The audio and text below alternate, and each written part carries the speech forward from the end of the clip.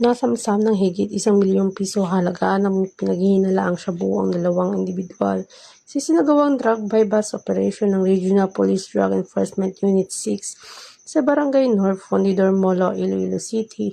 Ito lang ika-13 ng Enero taong kasalukuyan. Pinangunahan ng Regional Drug Enforcement Unit 6 sa ilalim ng supervisyon ni Police Major Marvin Villanueva, Deputy Chief. Ayon sa kanya, halos 1 buwan ang isinagawang monitoring ng mga pulis sa subject. Kinilala ang mga subject na si alias Ace, 40 anyos, isang high-value individual, residente ng Barangay North, Fundidor Molo, at alias Glo, 36 anyos, isa din na high-value individual at residente ng Barangay Boulevard, Molo, Iloilo City. Ayon kay Police Major Villanueva, dati nang naresto si alias Ace sa kasong may kinalaman sa illegal na droga.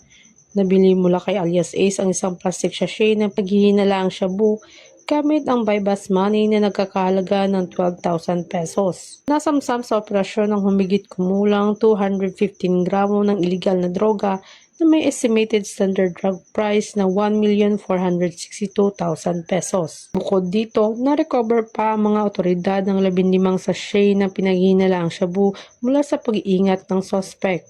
Kasalukuyan nakakulong ang mga naresto sa Iloilo City Police Station 4 para sa tamang disposisyon at sasampahan ng kaso sa paglabag sa RA 9165 o ang Comprehensive Dangerous Drugs Act 2002. Lalong papaitingin pa ng Philippine National Police ang kampanya laban sa iligal na droga upang mapanatili ang katahimikan at kaayusan sa buong lalawigan ng Western Visayas. Mula dito sa Police Regional Office 6, ako ang Police News Network Correspondent Patrolwoman Raiza Valencia, alagad ng batas, tagataguyod ng Balitang Pulis.